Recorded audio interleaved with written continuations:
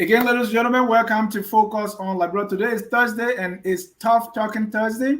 My name is Dennis Ja. I'm here with the full panel for Tough Talking.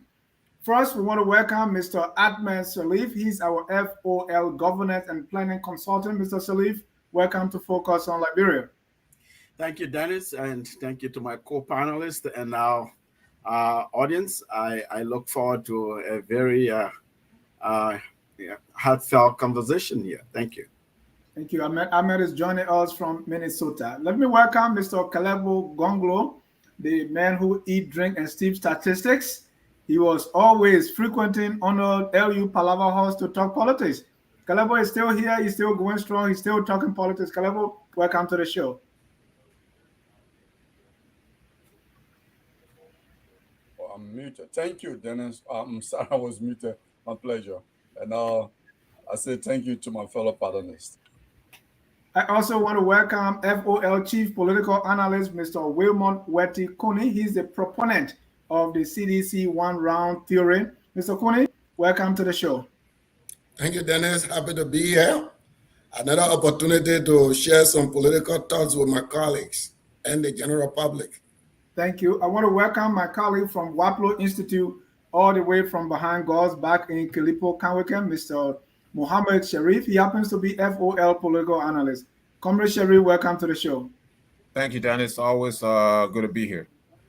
We want to welcome all our viewers from across the globe. This is Tough Talking Thursday. It's time to talk tough. Our topic today is what needs to happen in order for us to have free, fair, democratic, and transparent election 2023.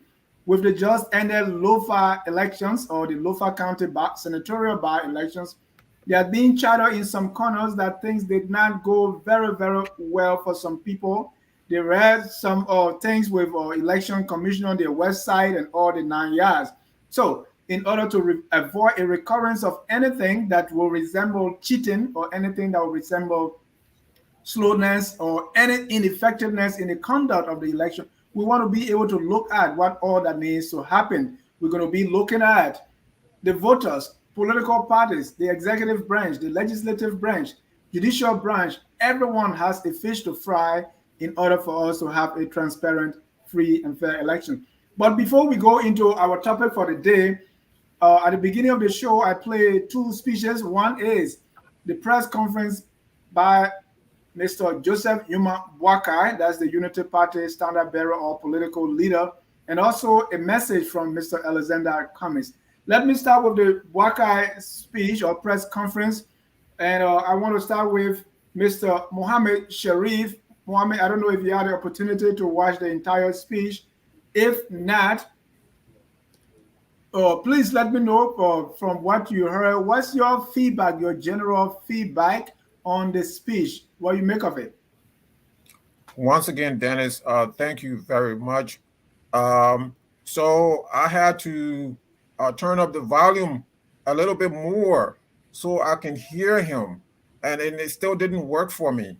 And so I saw somehow the frustration in the faces of, or tiredness in the faces of some of the supporters in that press conference. To be honest with you, the press conference was really not lively. It didn't sound like a major press conference. And keep in mind, this is supposed to be a major press conference coming on the heels of a very eventful moment in the history of the 2023 or in the lead up to the 2023 elections. Because what this election symbolize or signify is that this could be a marker for 2023. Quite frankly, the vice president really once again did a terrible job. And Ahmed would tell you this, and Ahmed really, kind of, analyze how to prep for a speech in our last during our last show.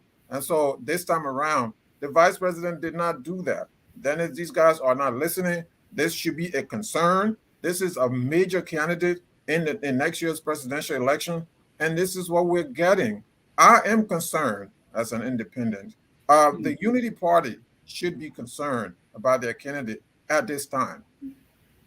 Thank you. Mr. Kone, Vice President Joseph Newman Boakai raised a lot of issues, even though he started by thanking the people of Lofa and that there were no major violence, there were no violence in the election, but he raised a lot of issues, including that there was the presence of armed forces of Liberia personnel, which that was intimidating to the people, issues about the people voting twice, the name of Jala appearing more than once, as they said, and also all kinds of things that he said in the in that press conference. Are you worried that the elections, that the president, the vice president, or the former vice president was not really happy, not just with the outcome but the conduct as well? Well, look, Dennis, we are approaching a critical time in our country history. And this is why when political leaders speak, we need to pay keen attention. Pay keen attention not only to what they say, but most importantly to what they did not say. If you listen to the litany of issues that the vice president put forth, which in my mind, they're not really substantial to the outcome of the vote. What the vice president did not say, the vice president did not accept victory. He didn't claim victory. The Unity Party did not claim victory. That was significant. You coming off an election and you say the election is fraudulent, but you fail to claim victory. The other thing that did not happen is that I have always maintained that our voting system has reached a point where it is really difficult for one to commit fraud. And central to that argument is the distribution of tally sheets, the record of the elections. You listen to the press conference. Despite all of the dubious claims the vice president made, the Unity Party did not put forth their tally sheets to contradict the result of the election. I think that was telling. I think that was revealing. That is the only security that we have. The tally sheets that are given to candidates, that are given to international observers, that's the record of the election. So let us take for granted everything the vice president says is true. But what is the record of the Unity Party tally sheet? We're all being told here, oh, we're in our war room. We got all the tally sheets. It is the tally sheets that is informing us. I'm challenging the Unity Party. If they are to be credible, if Oman Baka is to be credible, to make public the result of the tally sheets that they got from the polling stations. That is an affirmative a definition. It will affirmatively show whether the election was stolen or not.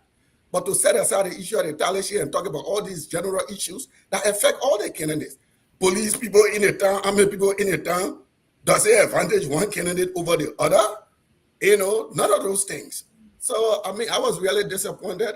Sometimes you wonder, what political benefit did that press conference achieve? I didn't see any political benefit. It take everything away from the Omen. It take everything away from the Unity Party. Instead of promoting unity, now the Omen is building a rigid line of division in the country, in the county. Because now here is a bandit man who has won an election, and now the Omen is leading a charge to take the election away from the bandit man. It is telling.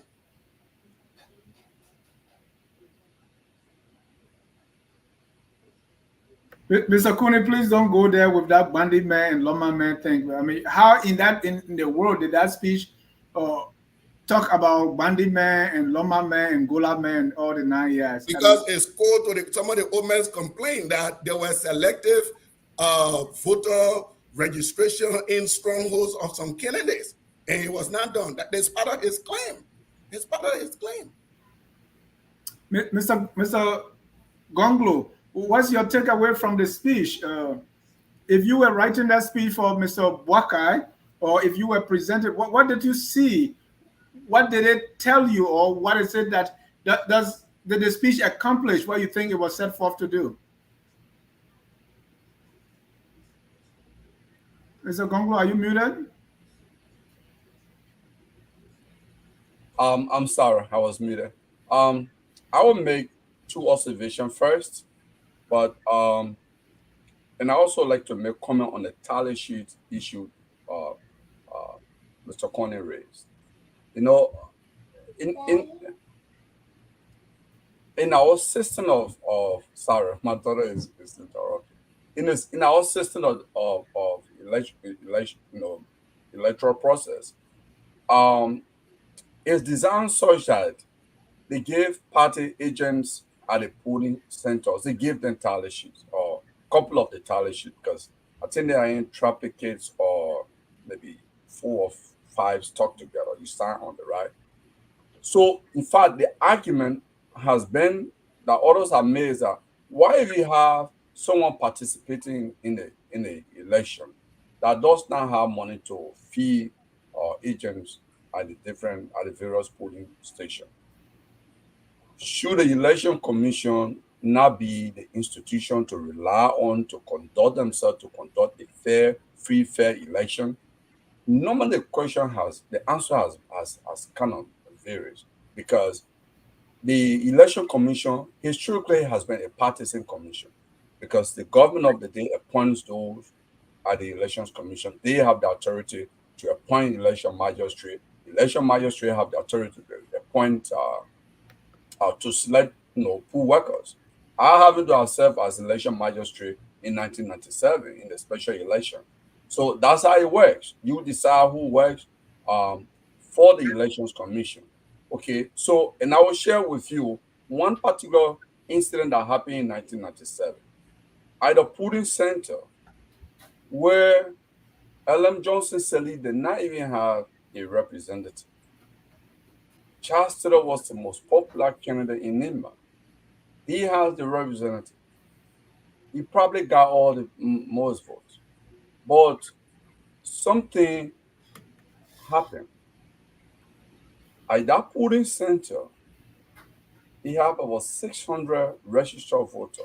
And I think the turnout was around 500, between 540 and 570. Mr. Gonglo, you think, can you go to the speech?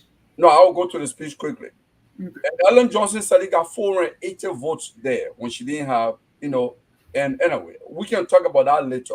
But I will go into that story of the tally sheet that is not, it's a mixed baggage. It depends on who you're talking to. It depends on where you stand on the day of the election. You can't actually rely also and say, oh, the tally sheet is this. We can debate this issue from different perspectives. But my observation on Robaka's speech is I watched on Robaka, fairly good number of times, and I'm led to believe that when he's not moved to do something, which is common, is sometimes common to many people, he may not show the exuberance and the energy. When particular case when you were withdrawing from when the United Party were withdrawing from the CPP, I watched his body language when he gave that speech. He was not energetic. In fact, it was a very short speech, and he walked slowly down the stairs. This was the second time, and after that, I listened to him speak on other days, and he was energetic. I said, "Wow, this old man is so strong." But this other speech also, he didn't bring a lot of energy. Either he didn't agree with some of the things that were written or something else. But that's the observation I like to make. But my own question I would like to ask on that speech is the former vice president raised a number of issues, cardinal issues to electoral reform in Liberia. But particularly for that by-election, I would like to ask the party people today. They call for recount. Have they made that filing to the election magistrate in Lofa to call for recount? If they haven't, and that speech was given in Monrovia, then I will arrive at different conclusion. That Right. the party leaders have made one declaration in Monrovia, and the party office in Lofa should actually be calling for. By now, they should have their case before the election magistrate in Lofa, because that's the first place you start with your complaint. You know. Right. And before I move to Ahmed, uh, about this whole idea of poll washers, right? In America, I don't know if you participated in any elections here, but it's done. Political parties are not sending representatives. It is the prerogative of the state that is handling this election to provide all those people, right? What is different about Liberia? I mean, that political parties you have to send representative else they're going to cheat you. Is that what it is? Well, Isn't the government responsible to do all this through the election commission? no, John. There's always there's always been malpractice in election in Liberia historically. I mean, I don't know about other African countries. Historically, there has always been electoral malpractices, because there has been instances where they've actually caught people with fake voting ID. I mean, in the age of electronic, in the digital age, people get fake stuff from China, the Middle East, and come there and bring things that look pretty much genuine, and they try to get people to vote. Sometimes pool workers, our pool workers are not sometimes very literate, or they are not trained to identifying those stuff, and they do sometimes get by with it. I mean, I've seen those because I mean, besides working one time with the election, I still have friends who continue to work there, and I've dealt with some of those issues. I think it's a real issue. The problem with the United States election is decentralized to the extent that you don't have one person basically making decision for local. Like in my borough, we have different electoral body here in my borough, which is basically a volunteer force. People volunteer to go work there. In the case of Liberia, it's actually a job that people earn income under, and sometimes they have to protect it. In fact, not even sometimes, all of the time they have to protect it. Thank you. Ahmed, let me go to you. You always say the speech did end. I don't know if this one ended, but here are two things. Mr. Boakai, I mean, he had low energy. The volume, as Mr. Sherry said, was very low. I had really to increase the volume several times, and still, I mean, the energy was low. But he listed a lot of issues, and then at the end, he said, to paraphrase him, "You will hear from us." If those issues are real, why is the Unity Party not actually taking a stand, a position for what needs to happen?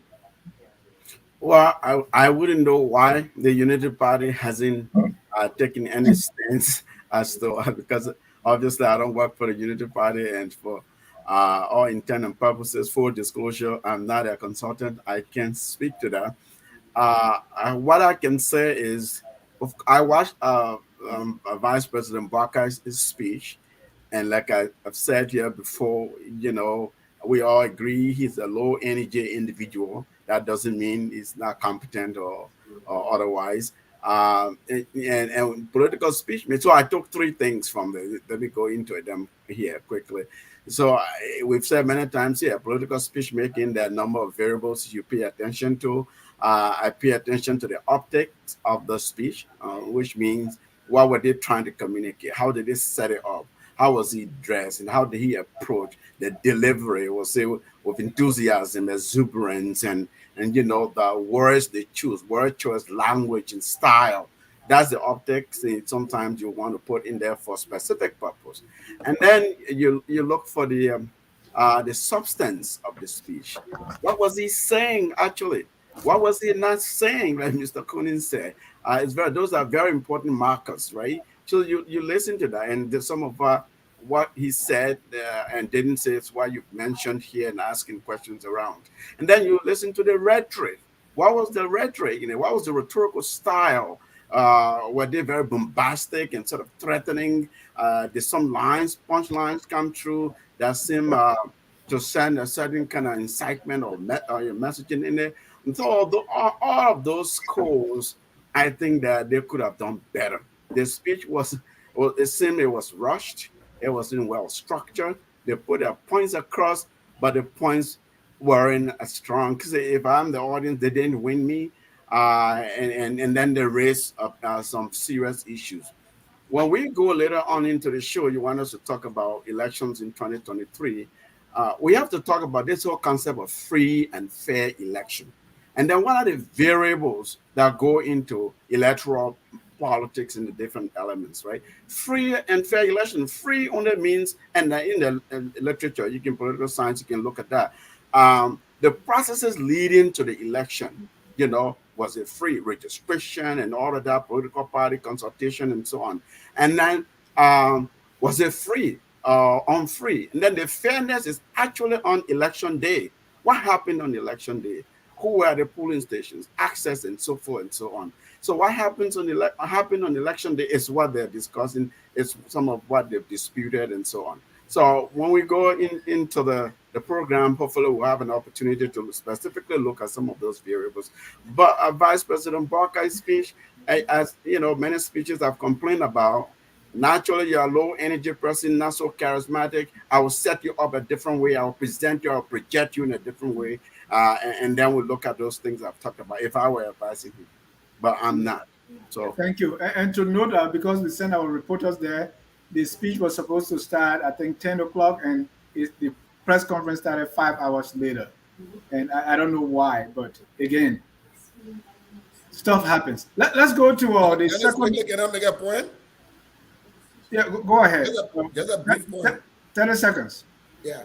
No, you talk about the poll watcher thing in the United States. Like Calabo said, the electoral bodies here in America are decentralized. And they are also political structures. So you will find electoral body in a particular municipality that is Democratic control or Republican control. What they do here is that the majority party will have a representative and the minority party will have a representative. But they all work for the electoral body in that locality. Now, you could say even our system where the party representatives are directly there, they're accusing the election commission of fraud. What more they ain't got any representative at all, we will die. Thank you. God forbid we will live. All right, let's go to Mr. Cummings. Mr. Cummings had a press a message about this about the election also in Lofa. Let's not forget, Mr. Cummings did not endorse a candidate, even although his partisan Yeke Koluba was there campaigning for Councillor, no, for Mr. Kotterman. Here, Mr. Cummings is making a speech on the election. So when I heard the speech, I said, I thought you sat out of this election. In fact, it was someone from the Unity Party sent this message to me and said, Mr. Cummings did not want anything to do with Buakai, with Lofa County. Why is he embracing the results if he didn't want anything to do the with Lofa County and the senatorial election? Mr. Gonglo, do you see it that way? I mean, definitely, I see it that way. I think Cummins' action was not in good faith. To be honest with you, if he made a choice not to participate, I mean, he didn't have to go to support Unity Party candidate anyway. He's separate. He has his coalition called CP. He could have still feed our candidate anyway. Okay, the fact that he decided not to do it, when those who participated in the election were still uh, struggling with the outcome, the conduct of the election, I think was not as an opposition leader to come and say, in fact, we congratulate you, everything went well. I mean, to come and say that. I think was more or less trying to follow the divide between the two institutions, and that kind of stuff. It makes the citizens to be happy because they like to see, hey, the two guys should never speak to one another. In fact, that has been a grand design that we need to keep the opposition apart from one another. And Cummings' action actually, um, it could play even you know the party who could accuse them a CDC agent for provocateur. What do you mean Cummings action? What action are you referring to? Or like the statement he came out immediately to issue when UP was still current with the conduct of the election. I thought he needed to be the last to speak, not the first. Thank you. Mr. Sharif, what is Mr. Cummings still doing with the CPP? I heard he's talking CPP. You know, they are just a one party and half. Is this still a collaborating political party? And then your response to the message. Yeah, I thought Mr. Cummings, you know, intervention here, and I agree with Calabo. His intervention here is really uncalled for. He had withdrawn from this particular by-election, and now he can't resist the temptation, right, of saying something about it. So George Weah, again, to his credit, has been very successful this week in making sure that he organized his government through the use of the court system, the electoral system, and all of that, all of those fraudulent methods. He's able to organize an election in which the opposition should never have participated. Mr. Boakai should never have endorsed this particular election because Lofa County has already elected a senator. So Mr. Boakai, his party participates in this election, and somehow, some way, Joseph Pato Jala, who, it's, quote, independent, we'll see how long independence lasts. Is, so we are organizes this, and the Unity Party loses. Mr. Boakai is giving us his take. Mr. Boakai is giving us something that's very inaudible, that we don't know what he's talking about. And now on the other side, you have Cummins, who's long out of this, he claimed, and now he's endorsing this election, when in fact, as an opposition, you should question this election. This election is questionable. This election should never have been held. But George Weah has been successful, right, in really putting these guys at odds against one another, and that should never happen. I never thought that George Weah had the political genius to do this. And this is troubling for me as an independent, that the guys who should know better, that George Weah is using them in this manner. The Unity Party should have sat out of this election. Mr. Cummins, it was very unnecessary for him to come out and made the statement that he made. If anything, he should be condemning the conduct of this election. If anything, he should have said, we cannot hold this election. We're not going to endorse the outcome of this election. Both Mr. Cummins and Mr. Boakai should be saying that today. But they're not saying that because they went along. And when they went along, George Weah wasn't going to let them win Lofa County. Who says that? George Weah was not going to let them win. And if they keep doing what they're doing, this is the template for 2023. Thank you. Mr. Salif, you look at these elections issues time and time and again. Here is the situation, elections being organized by the government. So at one point, Unity Party is saying we selected, the people of Lofa elected Brownie Samukai, gave us our seat. Mr. Boakai almost came to the point of threatening war. Now they have an election and he's participating with body, mind, and soul. Mr. Cummins on the other side is still protesting and say, well, I'm not in this election. The elections, as far as I know, is Samukai's seat. Mm-hmm. But now, right after the election, he's making a complete 180 and congratulating Jala and almost taunting the Unity Party. I see him in that speech, in that statement saying, hey, the reason you lost because CPP was not together. Under my leadership, leading the CPP, we won X number of seats. Here you are going alone and you lost. And we also openly saw ANC partisan rejoicing and taunting the Unity Party. Well, you see, you always boasted of numbers. Now you went alone and you lost. What is Mr. Cummins actually doing here? I see a conflict here. Do you see that? Mm-hmm. Conflict. Well, not necessarily. I mean, executive leadership is like a chess game. You observe the players in the field. You study the field and you make your moves. So the strategy was, we're not going to legitimize this election. Barney Samka should have been seated, If you had legal problems with Bani Samuka, go after him just like any citizen. Of course, as an elected official, you have certain immunity, but let due process take place, both, whatever that means, procedural and otherwise. And then if a senator was found to have been culpable of corruption or certain kinds of certain violation of law, let them face the weight of the law.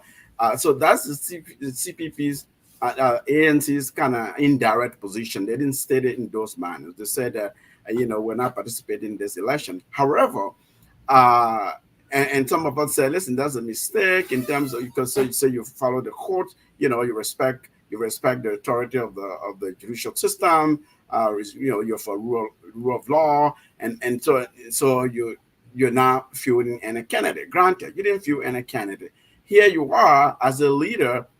His advisors are telling him, well, you can't just ignore this thing. You have to say something. You have to say something that shows magnanimity to the people of Lofa County. And of course, that can force the hand of Buckeye or Unity Party to somewhat embrace something. Who knows what? You heard some of the headlines in the local dailies. The opposition are saying this Lofa result as an opening, perhaps, for some kind of kumbaya moment here, right? And so the point here is that Cummings was forced to make this statement. He couldn't have just sat it out because the results came out, whether they were one fair and square, but an exercise took place.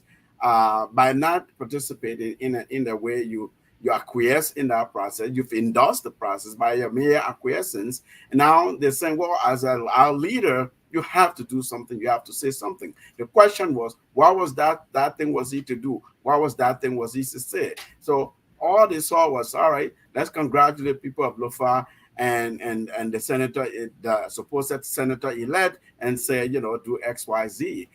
That's why it's a game of chess. So you really, at times, you're forced to play different games against yourself, and that's why they play two opposite games against themselves. Mr. Kone, Mr. Salim say, Can I just interject quickly? Pick on sure, Ahmed sure, last go point. ahead. Yeah, this is where I think Cummings actually dropped the ball.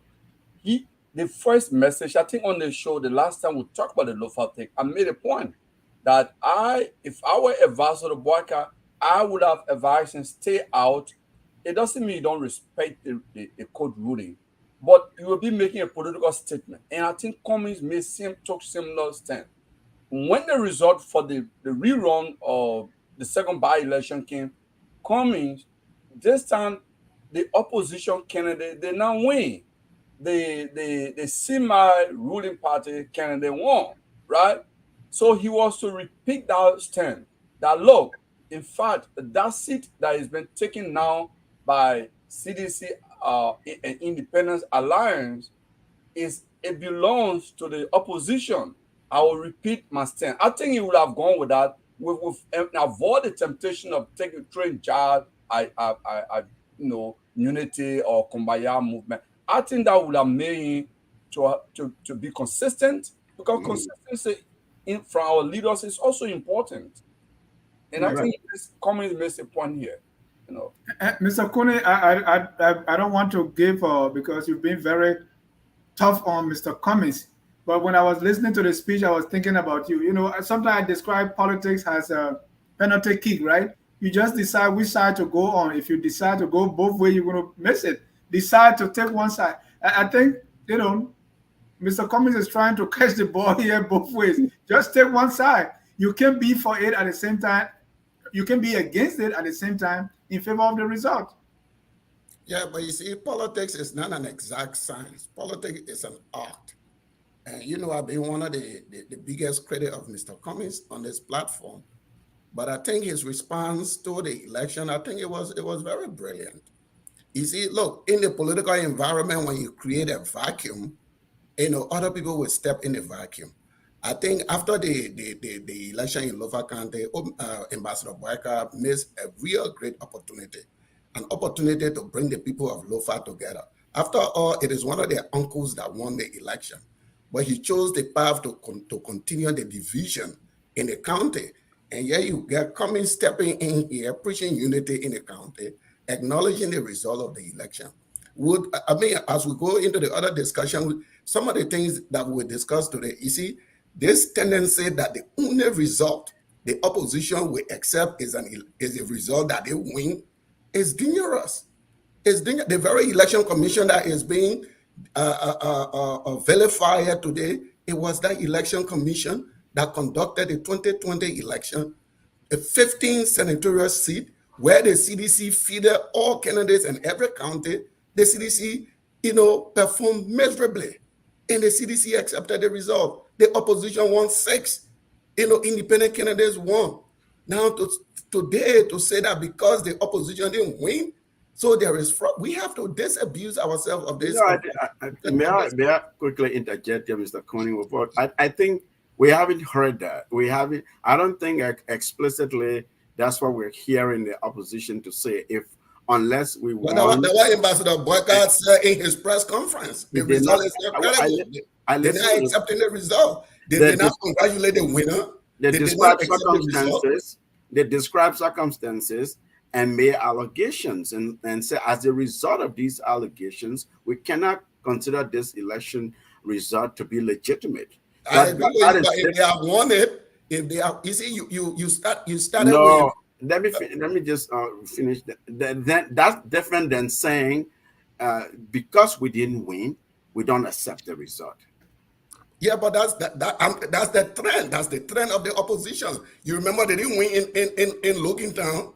That election was fraudulent because they didn't win Logantown. I'm telling you, the pattern of behavior by the opposition. Any race they don't win is a race that is characterized by fraud.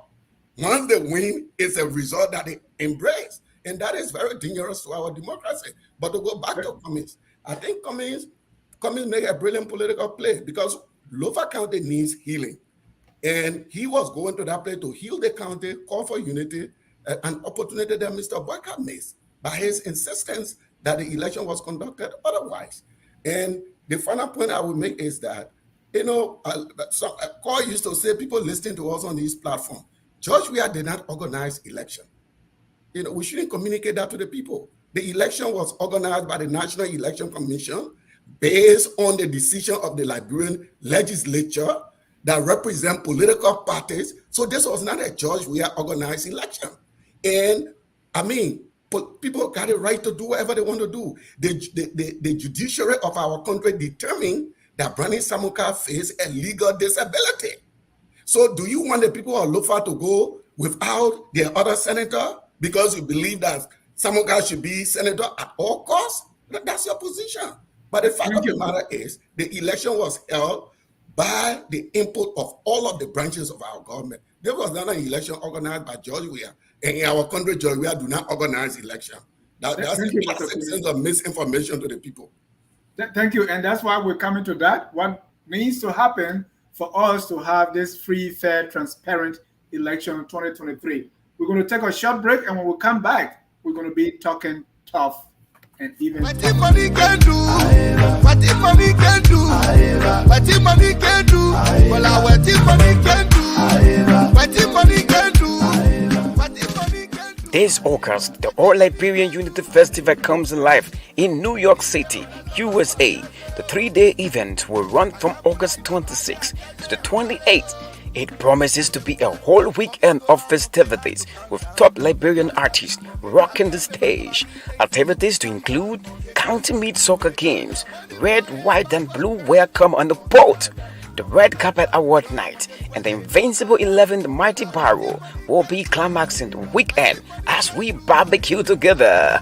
Come and see the Lofa Judem, the Bassa Judem, the Pella Judem, Nimba Judem, the Big Time Judem, the Grand Judem, and the Congo Judem, the December Judem, plus all other Judem rocking the boat on the award nights, including the Black American Judem. Don't forget our series Judem, and the NGO Judem will be there too. What are you waiting for? Do your reservations now and be part of the first ever Unity Festival in the city of New York.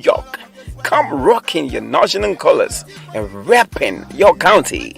Our jerseys will be out soon. For more information and reservations, contact 9299556227. What the money can do.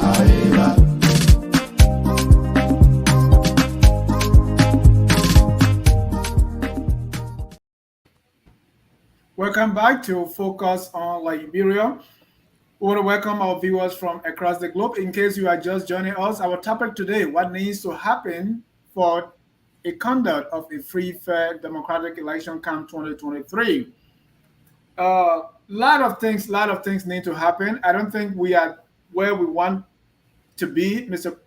Cooney. You always say, "Hey, this time it's very hard to cheat in election," but we know our election process still have problems here. So let me start with you, Mr. Cooney. If you consider all the variables, if you look at the voters, if you look at the executive, the election commission, or the National Election Commission, you look at all branches of government, what do you think is going to take for us to get there? Well, let me start with the political parties. First, the political parties need to do a good job to educate voters, to educate, to contribute to that civic responsibility. Then, in addition to that, they need to also educate their poll watchers. What are the responsibilities of the poll watchers? You call people to vote, part of your responsibility is to protect the vote. And political parties need to be measured in what they say. I mean, you cannot claim fraud anytime you don't win elections. That is dangerous. We live in the United States. We know the impact of someone who claimed fraud in the American electoral system. We know the damage it's causing to this country. The Unity Party, for each time they lose an election, they claim fraud. It happened in District 13 when they didn't win that election. Mr. Cooney, let me stop you. Let me ask the question this way. Currently, what are the problems you see with our election? What do you think are some of the problem areas and the challenges that really we need to tackle? Well, some of the challenges are the irresponsible statement from political parties. That's part of the problem. Political parties do make irresponsible statements. They do make baseless accusations. They don't inform their voters accordingly. They don't give their voters the full picture. Again, we go to the local election. You come up, you say the election is fraudulent. Okay, there are observers to the election. You have tally sheets. Observers have tally sheets. Not a single observer from that local election has come out to say the election is fraudulent. But you hear a major party that is leading an effort to discredit that process. That creates crisis in the country. So that those are some of the things political parties need to stop. They need to educate their members, and they need to contribute. For the election commission really need to develop their capacity to do certain things, especially when it comes to the announcement of election result. We think there is a lot of time that there is a long lag in time between a vote and when the election is announced. They need to do a good work at that. They need to improve that. They need to improve their system. Every system needs improvement, and the election commission need to do that. As for the court, as far as the court is concerned, I think the court is doing well. The court is not delaying electoral cases. Every dispute that comes from an election goes to the court. The court make adjudication of the electoral process. And our legislators, they need to follow the election laws of the country. Where the laws make sense, they need to where the law don't make sense, they need to change the law. That's their responsibility. It is the national legislature that monitor the election commission. It's not the president. And when it comes to the executive, I would say the executive should always make sure that there is adequate budgetary allocation for the conduct of elections, because elections are important.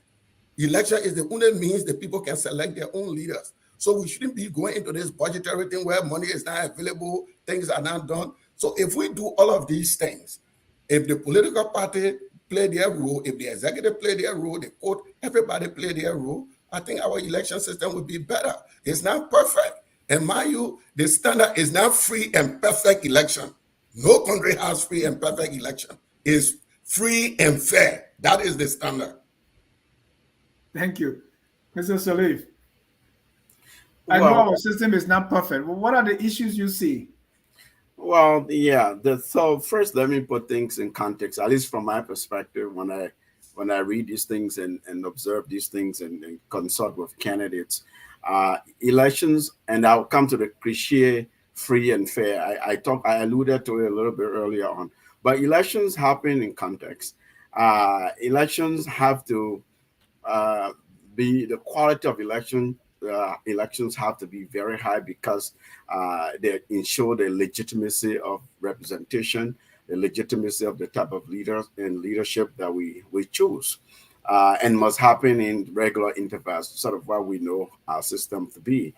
The number of variables to look at. First, there has to be very clear legal framework, and the legal framework in our case in Liberia talk about the new electoral law, where people have to respect that and abide by that legal framework. And we can go into some of the babies and elements under what I mean by legal framework. And then you have to have an electoral management body, right? We have the National Elections Commission in our case, and there's so many sub factors into that. The electoral management body, the National Elections Commission in our case, they've trained, they've prepared, and so forth and so on, right? And then you have electoral rights, ballot access, voter registration, the proper voter registration, credible registration, where that registration process itself is really transparent. Everybody knows the number of registered voters. That's where political party interaction with the electoral management body net comes in. We can talk more about that. And then you have campaign process. And that what is that campaign process governed by? Is it a free and fair process where no intimidation? You have media access. Anybody can speak and then deliver their message and have access to the voters. Then you have talk about media access. You cannot restrict one media and favor another, right? Then the role of electoral officials is very credible. Mr. Conin talks about all the time our system is where it's such that it's difficult to cheat. No, it is not. We're trying, but we're not there. I can tell you so many ways that an election can be rigged or stolen. Tally, a representation at the polling site, fair enough, but that's not enough. There are ways that you can still rig and steal an election with others watching, and we can go into that. And then voting process, there's a whole plethora of sub issues in there that one could talk about. Then the counting of votes after the elections, after the votes have been cast. Those are variables that you want to work within. You want that to be really transparent and free and fair. What do you mean by free and fair? The process from voter registration, from candidate announcing they're running for office to election day, the following the legal framework and so on, whatever happens in there, if it's free and if it's transparent, it's equitable, that's why they talk about the freeness of an election. What does it mean to be fair, right? On election day, the counting of the vote, how is it reported? How is it tallied? All of that, the technology behind it, that's really where you determine whether an election was fair, based on how it was conducted, how it was counted, and how the results were announced, and so on. In our case, look, we can talk about a whole host of issues, that challenges that we ought to fix. Our electoral management body, there are challenges there. People have accused them of being a partisan body, particularly the commissioners, right? And then talk about lack of training, lack of funding, logistics. There's all kinds of things in there. You talk about the president, we didn't organize an election. Are you kidding me? An African incumbent government, they organized the election. They ran the election. If you went back to the Bani Samka issue, what went to the court, how the judiciary is controlled, what happens, who are the judges? It's our executive. We have three branches of government, granted. However, we have a dominant presidency that controls all kinds of things in the national purse. That is just the reality. So, Dennis, I have bad news for you because we have all kinds of challenges that don't speak well for our preparation as to where we are for 2023.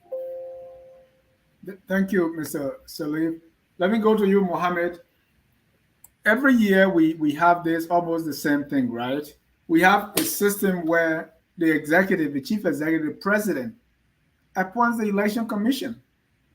The chairperson, and all these people are appointed by the president. Let's take the case of Madame David Edward Brown Lasana, who just a fortnight ago was accused of some was indicted by the LACC. That case, I mean, she won it, and now she had to conduct this election. I was talking to someone and said, "Well, how do you go to a game where someone, your opponent, is appointing the referee, referee number two, referee number three, even appointing the cheerleaders, appointing the coaches, and it's at your opponent's backyard, and still you go into that game to play? Are you kidding me? This is the system. Mr. Kuni always talk about decentralization. With this current system, are we really expecting a free, fair, transparent election in Liberia But under just the real, current circumstances? yeah, no, it cannot be free and fair. But just real quick, going back to because Wilma Coney has talked a lot about stuff, how fair the election is, how correct Mr. Cummings was, in his congratulatory message. So the only thing that Mr. Coney is consistent about is the one round theory. Everything else he has proven to be very inconsistent.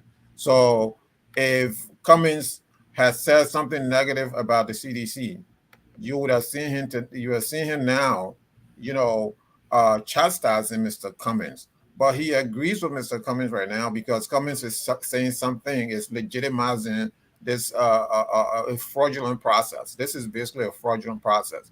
Dennis, your question is well in place. This is a country with a history of fraud. Remember, Liberia is, I don't know, one of the only countries in the Guinness Book of Records for the most fraudulent election.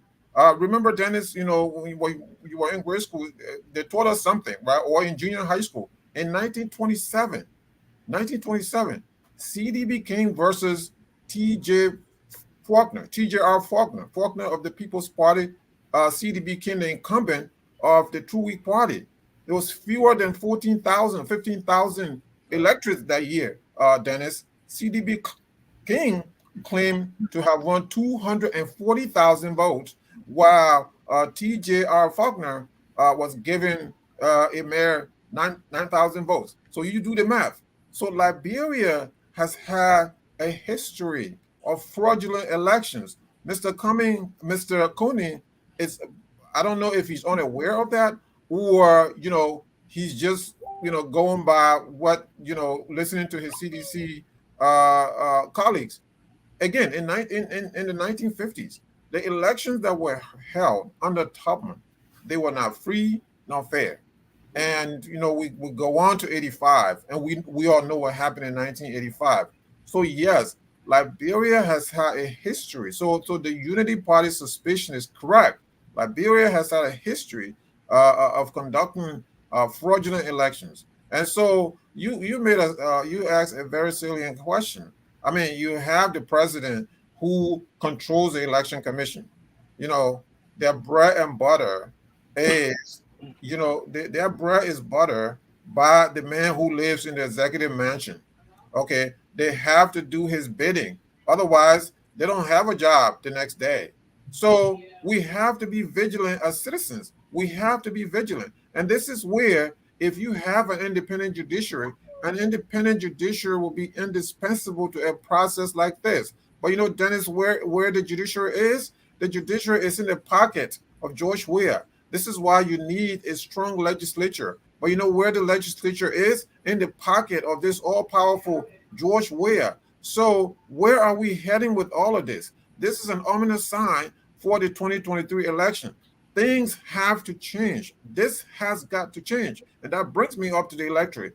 Are the Liberian people now going to rise up to say, no, we're not going to do this. This is not going to be another 85. We're not going to accept this. Are the Liberian people going to now stand up to George Weah, stand up to the fraud that he is, stand up to all of the things that are going on to say not again? Because remember, most of our crises have been around elections. Even in 1930, when the League of Nations commission set up a commission to investigate CDB King, it was because TJR Faulkner had filed a complaint to the league to say this man, this president, is engaging in slave trade. See, T.J.R. Faulkner, along with D2 and others, wrote the League of Nations. It was on the basis of which that the League commissioned a commission to investigate CDB King in 1985. What happened? We never got from underneath that, Dennis. What happened in 1985? We've never gotten from underneath the terrible decision that was made by Emma in 1985. So what Mr. Coney is sitting here talking about, he is validating a fraudulent process, and the Liberian people must never accept what is going on. Can I make a point quickly? Yeah, sure. I still maintain the election is only fraudulent when the opposition didn't win. That's the standard. They don't win. Look, our electoral system has made vast improvements. Mr. Kone, Mr. Sherry made reference to the Charles David King election. I'm not here for Charles David King election. I'm not here for Charles David King election. I'm telling you. Because you made a statement, you said the election. All of the historical example you cited, I'm telling you that my country has made improvement far from the incidences he's citing. As an intellectual, you have to speak with evidence. You have to speak with facts. You can't just sit here. You can't just sit here and speak. You have to give us evidence. You have not, look. You just speculating, Mr. Sheriff. You have not given any evidence. This is historical fact. CDB you have not given any evidence. Samuel K. Doe versus Jackson F. Doe and others. You look. I make a statement. You want me to? I said for fraudulent elections. I said our electoral body has made significant improvement from all of those instances. Mr. Kone, you said the election is fraudulent only when opposition loses. Oh yes. What's about 85? What's about the Chancellor election? What's about 1985? What's about 1985? 1985 election was fraudulent. I said we've moved away from that. Okay. We moved away from that. You see, I'm citing our current improvement. You guys are ignoring it and taking me to 1985. My principal argument is that our electoral body has made vast improvement. Not according to George Weah. Not according to George Weah. Mr. Kone, in 2011, the CDC said it was fraudulent. In fact, they were not going to the second round. Is that the same yardstick or fraudulent because the opposition lost? Dennis, if you will indulge me for a second. No, they can't indulge you. You made all kind of charges here. I got to respond. George Weah said recently, in his speech recently, that Ellen Johnson stole the 2011 elections from him. George Weah, your party leader, Wilma Coney, said that the 2011 election was stolen. And that's he said that 2 weeks ago. When they don't win. That's what he said. Backing up my point. When opposition don't win, they claim the election to be fraudulent. Okay. When they win, there is nothing wrong with the election. Once they don't win, the election is claimed to be fraudulent. And let me tell you something. No, let me make a point. People making a big news about this election commission. Finish your point. Let me go to the appointment of the election commission is not different under George Weah than it has been under other presidents. And it is sanctioned by law, it is legal, it is constitutional. You just need to forget about it. There ain't nothing you can do.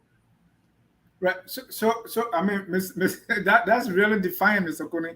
Are you saying what are you gonna do? You're gonna dethrone the election commission? No, what we are saying, the question here is what needs to change? Because you are saying, hold on, Mr. Kone, you are saying the election commission or the process did not change from Taylor, Ellen, and now Weah. Does that make it free, fair, transparent? Does that make it okay? Dennis, you want to have the debate to confirm the biases of the intelligentsia entitlement elite. That's what you want to do. You asked me, I said, we need improvement in the election commission. We need to build capacity. And Ahmed talk about training, we talk about other things.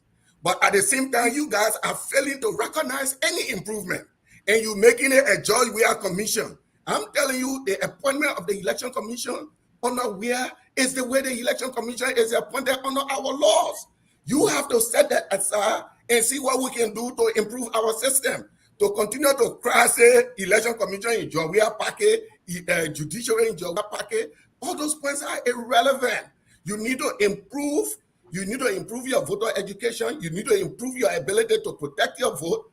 You need to improve your party representation at polling stations. There are observers. All of the point Ahmed made about the process being free. In the local election, was anybody stopped from going on the air? No. Was anybody stopped from campaigning? No. Was anybody vote not counted properly? No. There is no evidence. We're going by all the intelligentsia speculation that the election is fraudulent only because a Sharif says so or because Ahmed says so. Not a shred of evidence.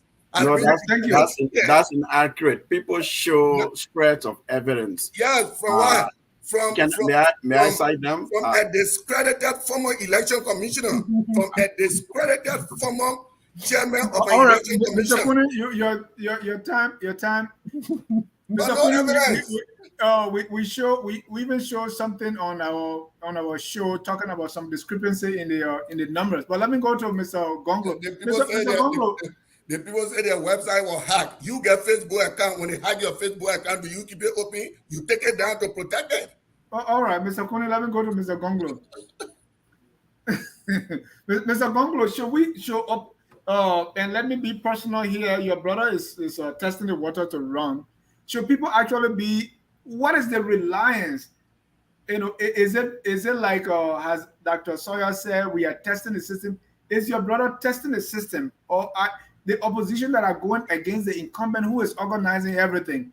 Are they just testing the system, or are they really sure that they can win in this kind of election? The incumbent is not organizing everything. That is a very wrong statement. The incumbent is not. You have an independent election commission that serves a tenure position that is organizing elections. Mr. Kune, the misinformation here. Thank you, Mr. Thank you for the correction. Let me go to Mr. Gonglo. The election commission is not it doesn't seem independent, but let me go to you, Mr. Gonglo. That's your opinion. It doesn't mean it's not. Yeah, that's my opinion. Go ahead, Mr. Gonglo. So what is the reliance? Why is it that opposition parties are going against the president, for instance, under these circumstances? Do they expect to win, or they just trying, or they just testing so that they can complain to the international community or so on? I think the fundamental question you ask is what needs to happen, as we go towards 2023 election. I think that's the crux of the discussion. Correct. But before I address myself to that, let me answer your first inquiry. Whether Councillor Gonglo was testing the water. No, he's not testing the water. Councillor Gonglo is contesting, and I believe without any shred of doubt that he's going to be elected in 2023 because he's promising what needs to be done in Liberia. He has experience doing it. He has experience living it. And I have no doubt the Liberian voters are not stupid. They want a real change. So what Mr. Kune is referring to here, he said nothing has changed. It's true. We are, and the CDC promised change. But today... No, I didn't say nothing has changed. Please don't misquote me on the platform. Mr. Kune, let him finish. No, but he's misquoting me directly. I said nothing has changed. Where did he take that? You have your time. But you said the same way election commissioners... You falsify my statement on the platform. You said the same way commissioners were appointed under previous administration. That's the same way this... That's the law. That's the law. Right, but then he's quoting you correctly. So no, he's not quoting me correctly. He's quoting me deceptively. I'm just telling you that. You have your time, Mr. Kune. You have your turn, Mr. Kune. Let him finish. Okay, so basically, Councillor Gonglo is promising a real change, a change that Liberians will believe in. So he's not testing the water. And as we draw towards closer to 2023, and the pains and sufferings that the Liberian people are going through under the CDC government, they will decide for themselves that who really has the stamina, the history, the tenacity to change their life, to put these corrupt folks in jail, to confiscate their properties.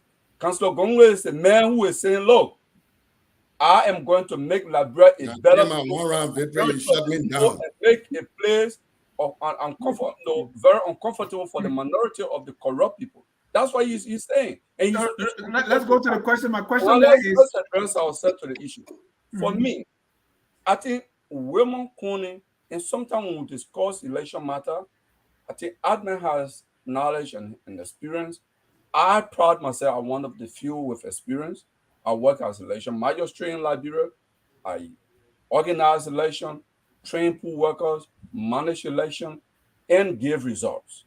I work for the UN mission in East Timor as electoral officer, not as observer. I organize election, I train workers.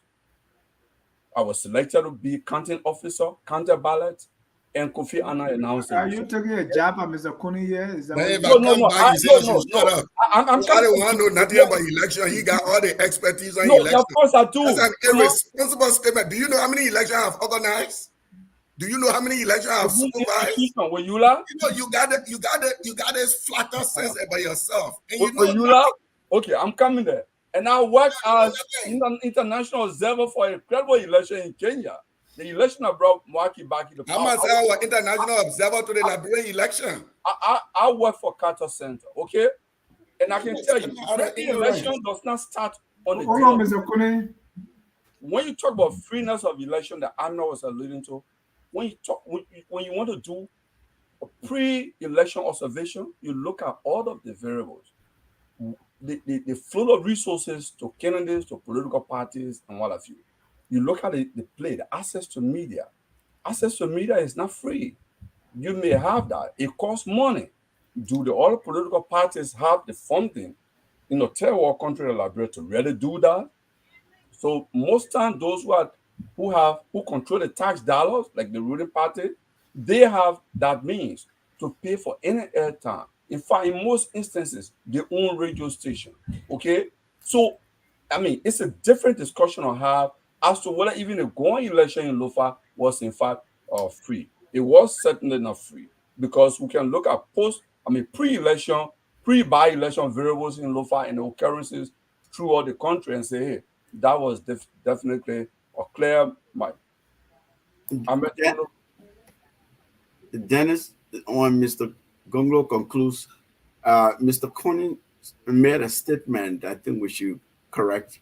We should correct it. You repeated Mr. Conin multiple times. Yes, political parties as an institution, they have various departments, and ideally, if it's really an organized, they practice the institutionalism. They have community engagement, civic voter registration. They monitor these things, right? However, national civic education of the voters does not is not a responsibility of a political party.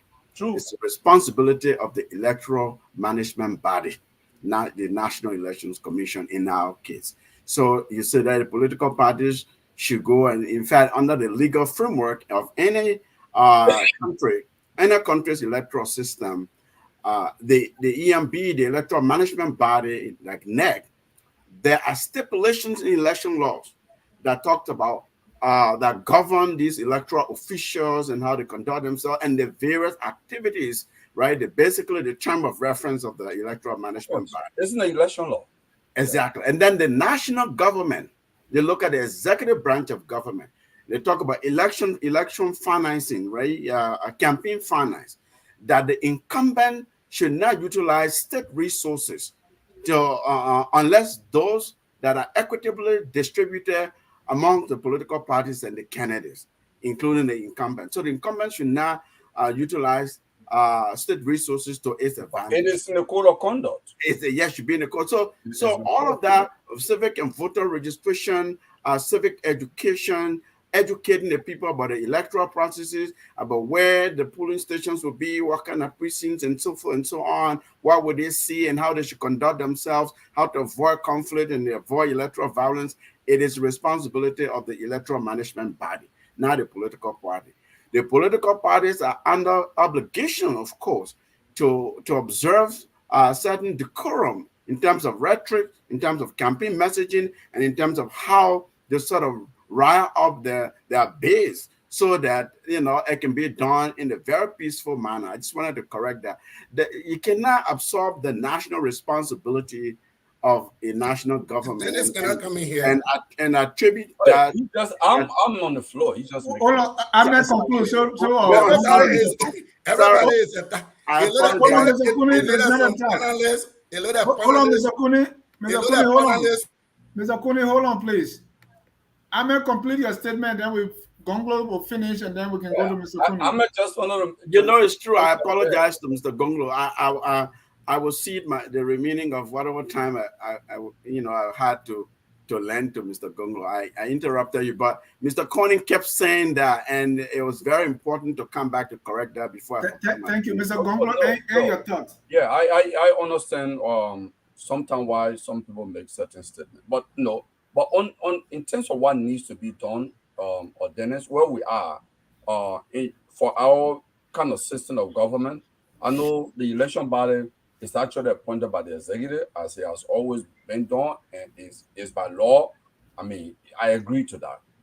If you realize that after, I think it was either before 2017 election or after 2017 election, there was a talk about funding, government funding political parties, right? If you are in Monrovia, that debate, the debate that ensued about the funding mechanism for political parties, part of the thing was political parties don't most of the time have the resources in order to do some of the things that they should do properly. So if we want to make 2023 elections, some of the debates and we need to have, I would make a proposal that NEC should actually organize training for all political party agents, not just like what they've done always, where they will take at the central office, they will take maybe 4 5 person, maybe 5 person per political party, train them in Monrovia and say, okay, you guys go through all the country and train your party agent. Ain't gonna happen because sometimes they don't have the resources of going all the 15 counties. In fact, most time they don't have. So they have people who are sent to to watch pool, the conduct of pool to watch the elections commission staff, and they don't even know the rule of engagement. So they sit somewhere and even the election workers themselves most time don't even know what are the demarcation between what the observers can do and what they can do. I mean, I've gone to some polling centers where there were clash between even election workers and party agents. It's because that training has not really been organized properly. I would propose that next you actually seize on that, put it in that budget that they are going to organize training for all party agents throughout the country. And this could even be done along with pool workers. So on during the training, say pool workers, this is what you do. Party agents, this is what you do. This is what the law says. So that that will also minimize the suspicion and what have you. That's one. And the second thing I like to make also is, you know, the way we approach how I approach appointing election commissioners, I know it's by law, but I think we need to begin to have the debate that uh, we should have a new formula to actually have that nominating process done by political parties, religious institutions to the president for nomination because the president himself or herself comes from political party, so his or her party will also send people. I think we need to have a mechanism in that framework because if we're going to make this process tension, less tension, more credible for people to believe in the outcome, we need to put in more on education. A last point I want to end on, just an observation. The pool workers themselves during voter registration, anyone who was in Monrovia during the voter registration, you see that people are making fun out of the handwriting of pool workers on the voter card. It was all on social media. Even poor workers sometimes they don't even know how to spell voter. They don't even know how to spell other things. It points to lack of training because the election commission is now investing more in training. And there where we need to put in more money in order to make our when the people are educated about the process and they know what to do, we also add credibility to the process.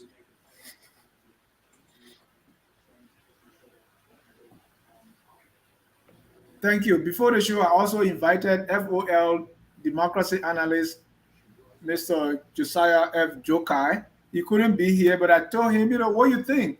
And he elaborated some of his points, and here are they. What needs to happen? He said we should change the voter registration system. We should address the credibility problems of the current electoral management body. We should deploy election experts as counterparts to the NEC to jointly plan and execute the 2023 electoral activities.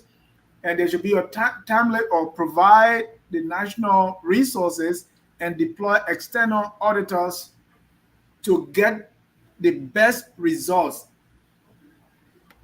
So that's from Josiah. He elaborated on it, but we don't have time to go through it now. And Mr. Coney, I know you want to come in, but let me add to that.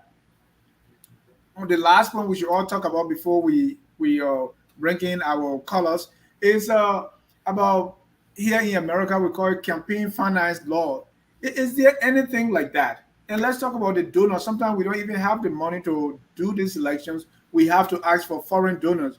And I think 3 or 4 times now, electoral cycle, we talk about the intervention, our West African brothers. Sometimes we say, the influence from other uh, regional bodies and governments.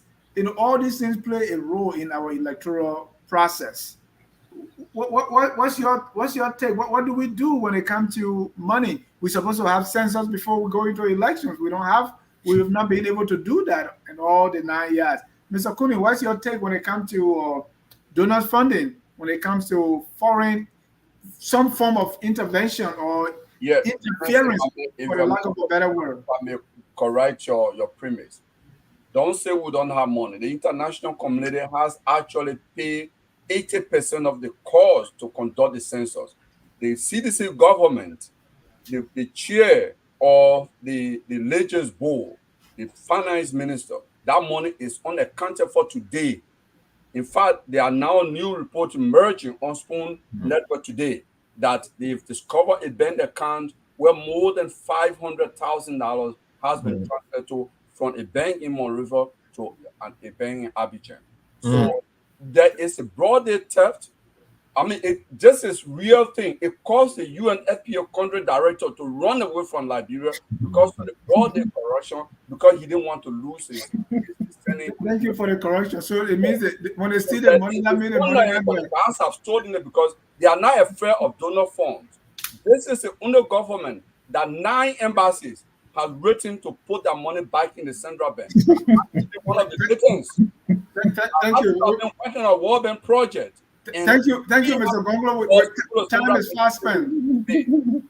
This is a tough. Mr. Kone, let me. Thieves.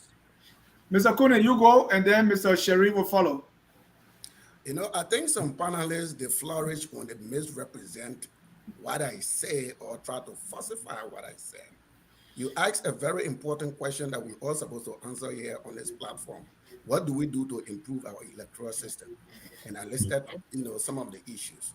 And when I was talking about the political parties, the statement I made was that political parties should not only rally people to go and vote, but they should also take affirmative action to protect their vote.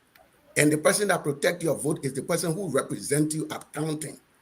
And I was saying that political party has a responsibility to inform those who go in there what to look for, what to do there. It is the party's responsibility. If people feel that it is the central government responsibility, it is the central government responsibility. Hold on, Mr. Gonglo. The election management body has the constitutional and legal responsibility. Okay, then we can leave that.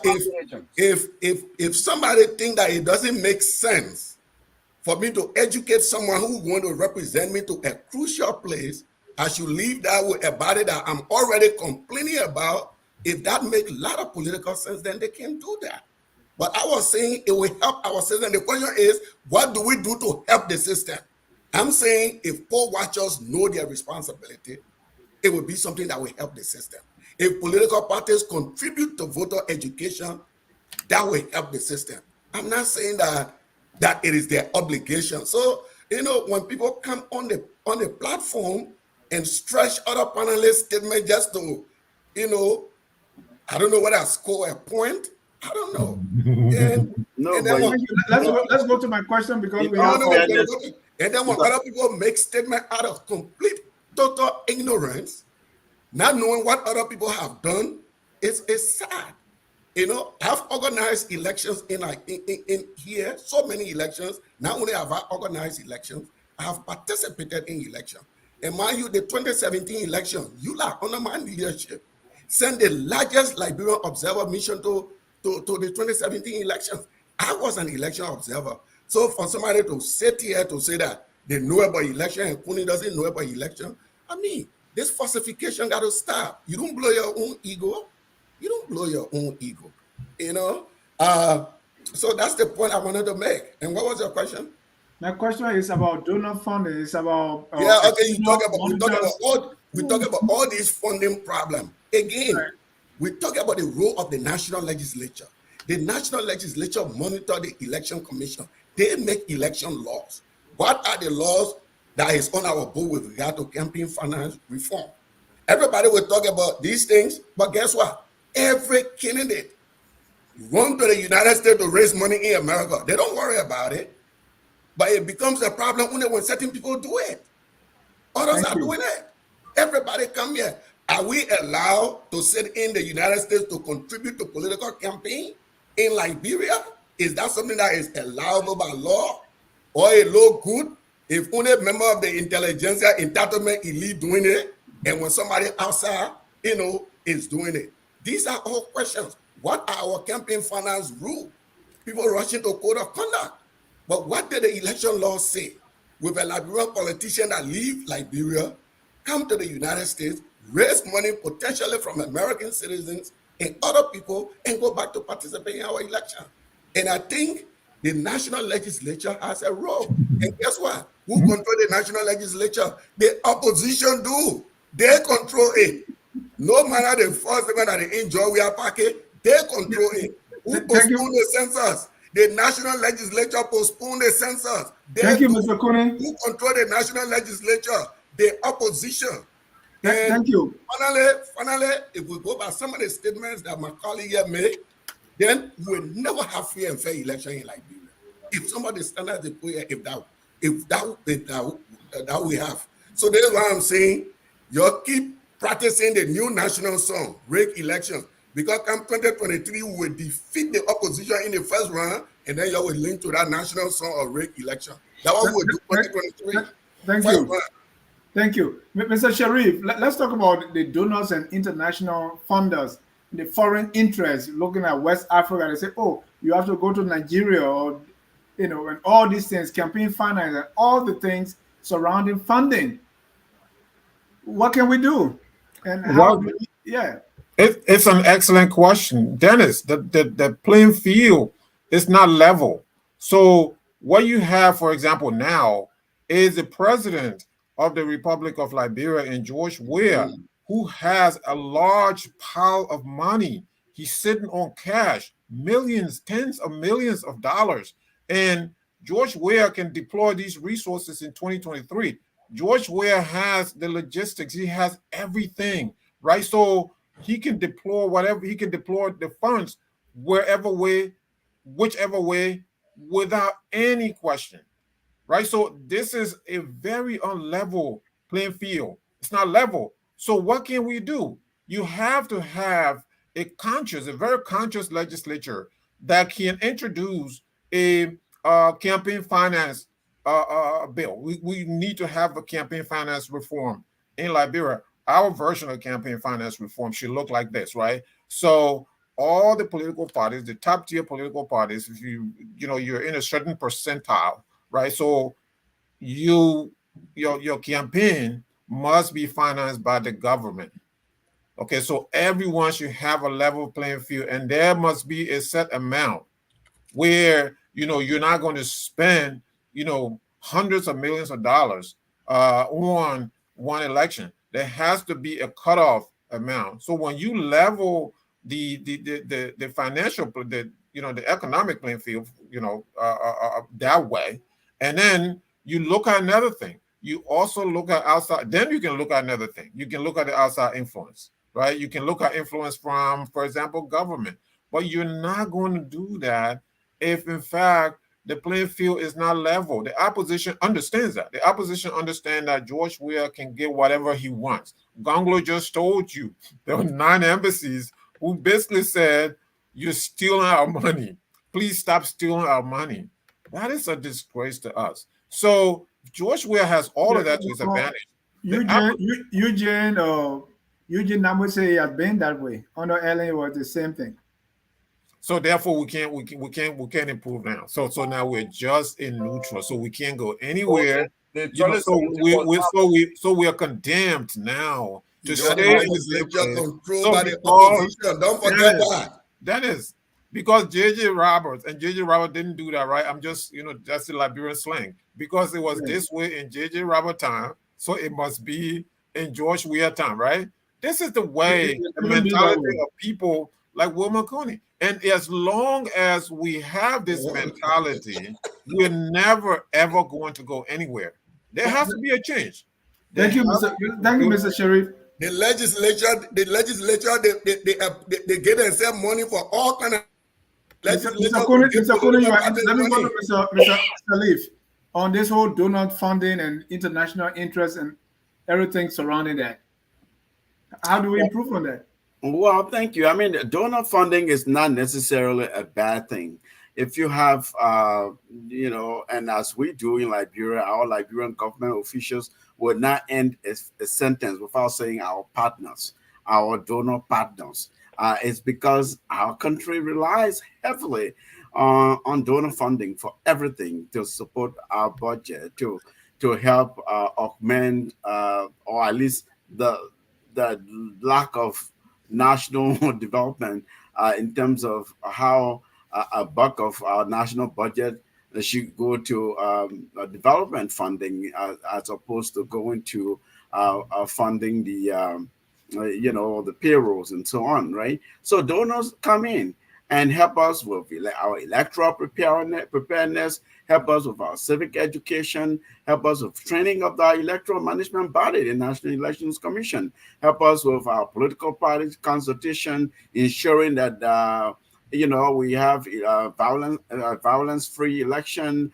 Helping us with our media, training our media folks. I mean, I worked for during the 2017 election. I was in Liberia. I had been there like 6-7 years prior and seeing other elections, and I worked for a major donor body, and so I saw how my organization and other donors and other diplomatic missions funded the electoral processes. Sometimes money goes directly to a government entity in preparation for an election. Sometimes money donor sits along with the NEC and the other government entities and the appropriate government line ministries and so on, and have conversation about the needs of electoral preparedness, of what happens, on election day, what happens post-election, and so on. And then they fund those things directly. Sometimes third parties win these contracts and come and try to help with the electoral process. I mean, that's all well and good because, listen, we're a fragile country. We're a weak state still. I can say that coming out of How conflict. long are we going to continue to be this way? Yeah, I mean, Unfortunately, Dennis, it's not a badging of our country. We're not there yet. We're very fragile. We're a post-conflict country, and we're not doing those things to strengthen our governance. We're not really doing well on our governance indexes and so on. I have to say that that's just the way it is. As a result, Liberia is a hub of international donors, of NGOs, non-governmental organizations. And so they come in, they fund different aspects of our election throughout. I mean, I would say most of our budget that goes to the neck, or some of them material support, some of them capacity development, professional, training. A lot of it comes from donor funding. And then you talk about the regional body. Then you have the ECOWAS, and then you have these other countries that have what is on bilateral basis and so on, that somehow have some kind of influence or interference of our election. We've heard all kinds of rumors that at the end of the day, it's not really the people's vote that vests the power and authority into who becomes our national leader. Sometimes we hear of these backdoor negotiations to avoid conflict so the country doesn't relapse in conflict. And there's ECOWAS playing this role, AU is playing this role. I don't know the validity of those sort of allegations and rumors we hear, but the truth of the matter is that what that tells me is there's significant involvement of foreign involvement in our national elections because Thank you. Thank you. We have a lot of callers waiting, so I will give 1 minute each to these callers to chime in the discussion here. We've talked, we covered many grounds here tonight. Let me allow the first caller here, and that's Ben Jonah. Ben, you are live. Quickly, you have a minute, please.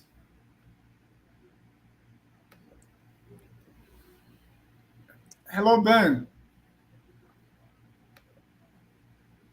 Hello. Yes, Ben, go ahead. You have 1 minute. Your contribution. We all know that the city government is bad. However, I got a few questions for you guys. Are these laws that are on the books, were they made during the city government, or the city government make these laws on the book? They met some of them. All of them.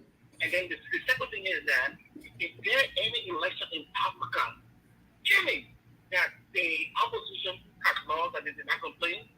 And what kind of a model are you guys wanting like Red to emulate? Is it the American system or just only one country in Africa that they want like Red to emulate? Because in Ghana, the president also plays a strong hand in electing their commissioner. In Nigeria, the same thing. So give me a country that would be completely free of these commissioners, and I'll be happy to know that. Thank you. Thank you. Please take note, panelists. Our next caller here is Melanson Yadolo. Mr. Yadolo, you're live. Go ahead, sir. Oh, thank you so much for giving me the opportunity. When you guys talk about election in Africa, there is no way Africa election can be compared to United States election. Why? In the United States, there is no election commission chairman. Every state has the responsibility to conduct election and report their result, whoever won in their state. The election in every state is headed by the Secretary of State. So we don't have that system in Liberia. And in Liberia, is the president that appointed the National Election Commission chairman. So for us to try to say the election in Liberia to be compared to United States election, there is no way. And in Liberia, every time the opposition wins election, they don't talk anything. That election was free and fair. But when they lose election, they got problem with the election. Yeah. When Darrell Dillon won in Monrovia, CDC accepted the result. Darrell Dillon was inaugurated. That election was free and fair. When we had election last year, where the independent candidate won all over the place, where all the major political party candidates lost, when the independent candidate won, it was free and fair. Yeah, Mr. Yadolo, Mr. Yadolo, the election in Lofa, independent candidate won.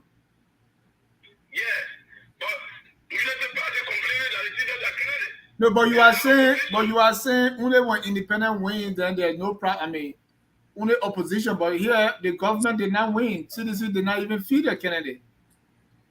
Yes, citizens did not feed their candidate, but the party candidate and unity party is denouncing the result. All right. So we're going to press conference. Thank you. Thank you. Let me take another caller here, and that will be Mr. Keseli Dobo. Mr. Dobo, you are live. Yes, sir. Thank you very much, Mr. John, and thanks to the panelists. You know, on the issue of election, for some of us who work with the next or short period of time, we know the experience, we know what it is. So for someone to sit on this platform to say that it is hard to treat in Nigeria, that's a big lie. That's a blatant lie. It is as easy as estimating in Nigeria election. In the first place, next doesn't feel welcome. So they are easy to be bribed. Very, very easy to be bribed. Except when you actually having this political party, that strong political party value within you and you are working with next, that's the only way you can see you cannot be bribed with it. Political parties do not even have the money to send full water to most of these police centers. I was studying as a presiding officer. I tell my presiding officer's wife. You'd be surprised my rooms, we have over 12 political parties. But in my room, I have only four political party representatives. Four. So who Thank are you. there to talk for the political parties? It is as easy as anything to cheat in like regular election. So for one to say on this answer and say that you can't cheat in like regular election, I mean, it is sad. I'm not expecting able to be single kind of thing. Thank you. Let me go to Mr. Evans Morris. Evans, you're live. Go ahead, sir. Thank you, Mr. John. I just want to say, y'all can't leave Mr. Coney alone. Y'all can't help on the property. I'll let it work if you can't help on with it. Well, quickly to my point, I just want to say, Liberia will produce a president from local country. It will produce a president from Myanmar. It will produce a president from Bong country. Right now, it will not be Joseph Walker this time around. The party is tired. He's frail. He's old. Don't forget what his presidency is. Don't be that one. But when it comes to the election issue, like Mr. Coney was making sense, and I think the first caller made sense. No election in Africa is ever free, or completely fair. We understand that. Like the last caller said before Baba came on the line, a lot of the opposition people that won, you heard nobody saying anything. You get CDC whining, say, oh, the 2000 will look funny, or even look pathetic to say, oh, the ruling party, because everybody expects that the ruling party has all the advantages in elections. And the CDC lost those elections, and they took the whipping and they went by and sat down. So if somebody losing local country who is claiming to be an independent, the stronghold or the vice president, the former vice president, what are we crying about? Because we had an internet glitch or a website glitch. That's the case in point that the election was stolen. I mean, you guys have on this platform. You guys have had I think 2 or 3 different shows on it. Mr. CA even had a show earlier today. We got to put this to rest. If they want to take it to court, let them take it to court. But we can't keep propagating the fact that we think the election was stolen. It's only going to add more fuel to the fire. But again, thank you for taking my call. And Mr. Pony, I think you did a good job tonight.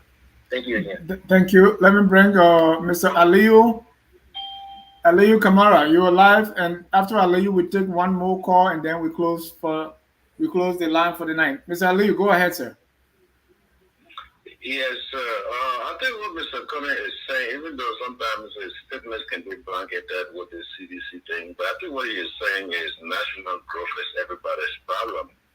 I don't think he was disputing the statutory arrangement that brings into play the National Elections Commission. I don't think that was his point. But let me just say that, yes, like Sherry said, the playing field is not level. You see, this ANC people is sick. When the Supreme Court came up and said that Portman was going to take part in the race because it was unconstitutional to stop him, the ANC had a lengthy press conference condemning the Supreme Court, and the Supreme Court was wrong. Now, when the Unity Party support their candidate in the race and they're not satisfied, they have a press conference, and ANC want to open their mouth. It's just the most hypocritical group you can find like there is the ANC. But let me just say this as I close. Yes, Sharif is correct. The playing field is not level. If you have a guy who makes about $10,000 every month and subsequently spend 98% of that money on a project, personal project, but because the other party is being subdued using the court process, this very individual goes to FOIA and is able to pave several roads. You know that each mile of a road will at least cost you $1 million to complete. This means there's several of those roads. Do you think he got that money from the money that he actually earned? No. It is the government using the budgetary allocations for their personal investments. Just so that you look at it. You think the $20 million that go to Nathan McGill, you really think there is a government project that Nathan McGill got that money for? It's for 2023.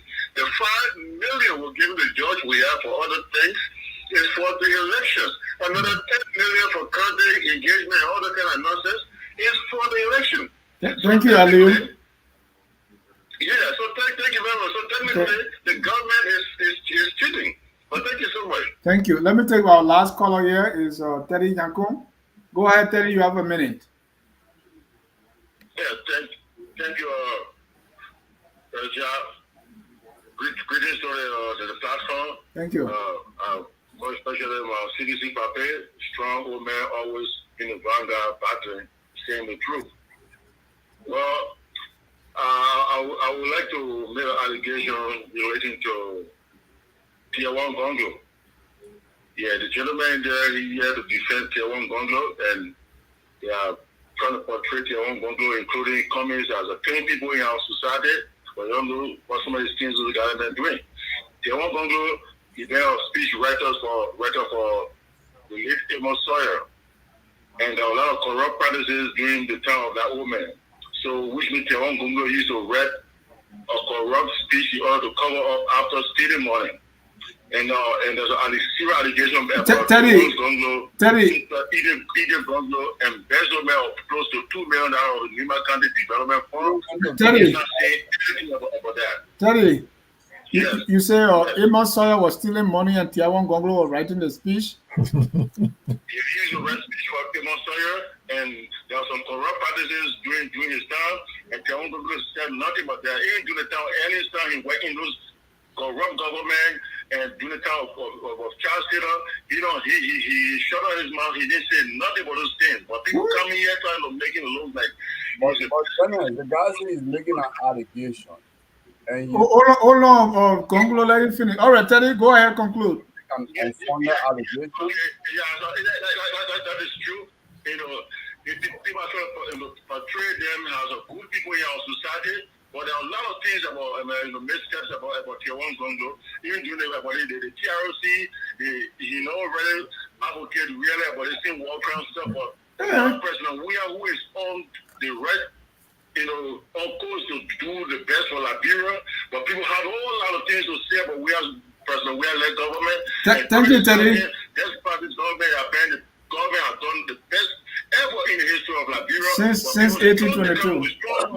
To talk against this government, to bring President we are there. But I can thank you. show them that come 2023, CDC probably been talking this.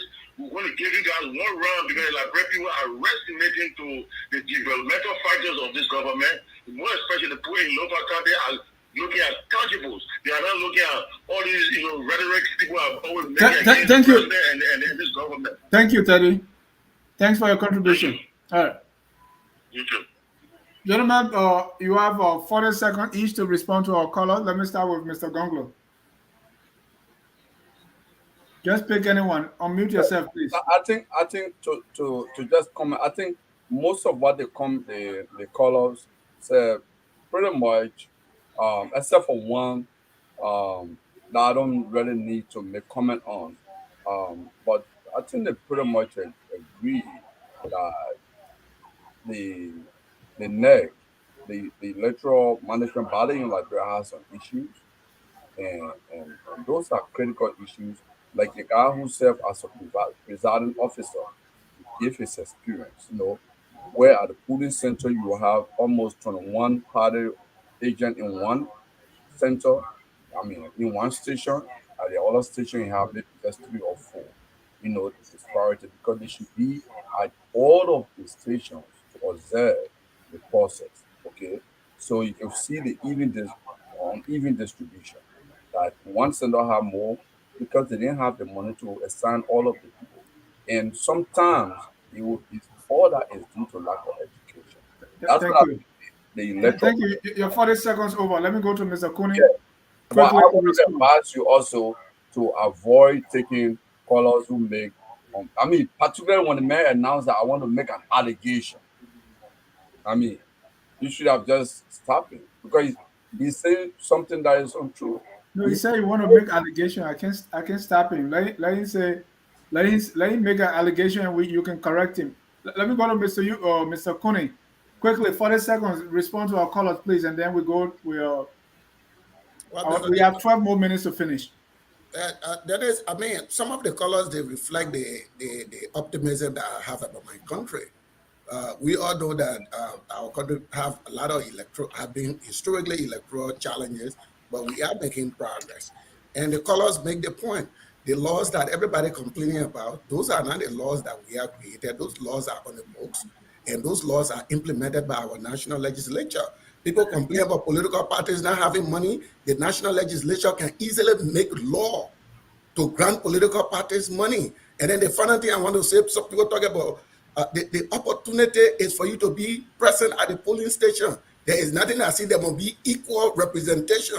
There should be equal opportunity for political parties to be present. The law does not guarantee equal representation. Opportunity is different from equal. You Thank have you. the opportunity. Thank you. Mr. Salif, 40 seconds, please. Well, Your response. actually, there should be equal representation. And I just want to pick it back on the caller that mentioned that we can compare Liberia electoral processes with those of the U.S. We all know it's so the process in the U.S., as we know, is not modeled in the way that we see in Liberia, right? Because of it's the way it's set up. It's decentralized, but you know, at the close of the poll in a split second, the result can go as far as federal level in no time, and there's reason why that is so. The infrastructure and sort of the electoral judges and judging system, the way it's created, is not really necessarily on party line. Although yes, I agree there can be this party, that party representation. So it's unfair to make that comparison. I just wanted to point that out. Thank you. Mr. Sharif, quickly. Yeah, so what you heard is a cross-sectional view, and I thought it was interesting that it's somehow split in the middle. George Weah, regardless of what I believe or what any of us believe, still has a substantial number of supporters out there. I have been saying this for a long time now, and I think the opposition should be very careful. They're playing a dangerous game of thinking that some way somehow that come 2023 he's so unpopular that he's going to be dislodged. Not so soon. I don't think so. So the opposition has a lot of work to do. And you hear these things, you hear these sentiments reflected in these calls. Thank you, Mr. At this time, we're going to go take a short break. When we come back, we want to hear your Tabata of the week. It's too late, baby, go to bed. I don't need your tabata. Baby, oh, your tabata. I'm gonna go away, your tabata. My baby, oh, I don't need your tabata. My baby, oh. Baby, I'm tired, I don't need your tabata. Baby, oh, your tabata. I'm gonna go away, your tabata. My baby, oh, I don't need your tabata.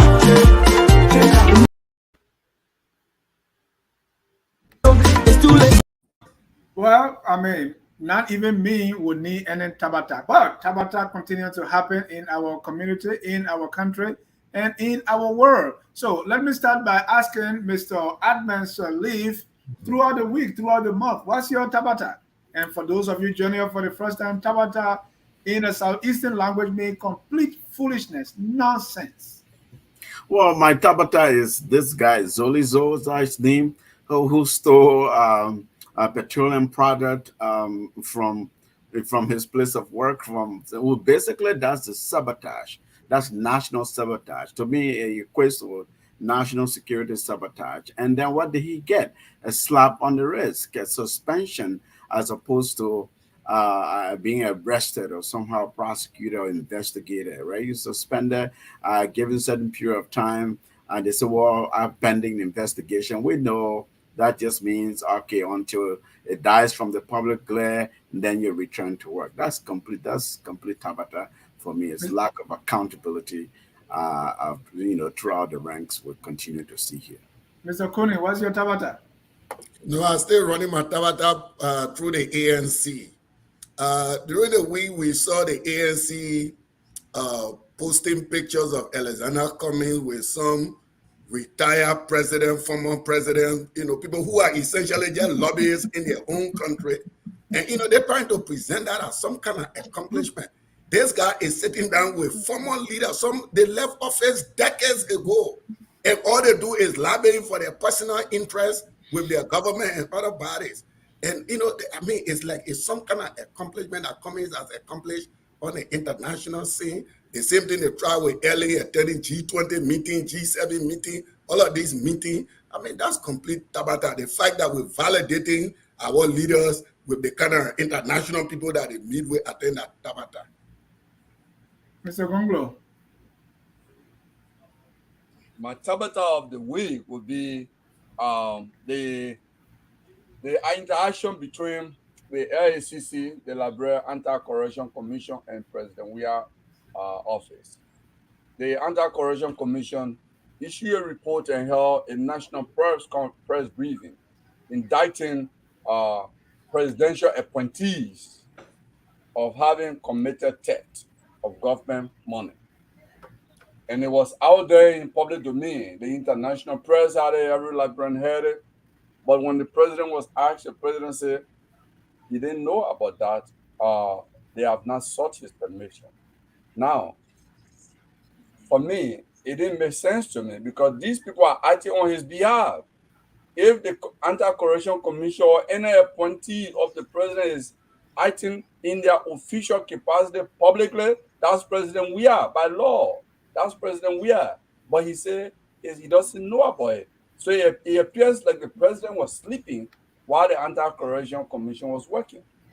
Thank you. Mr. Sharif, what's your tabata of the week? My tabata. This is mine is regional. Dennis, some 35 years ago, President Campauri assassinated Thomas Sankara. He's alleged to have been the mastermind behind the assassination. He went on to rule for several decades. 8 years ago, he was deposed. He was just tried and sentenced in absentia, refused to come back home.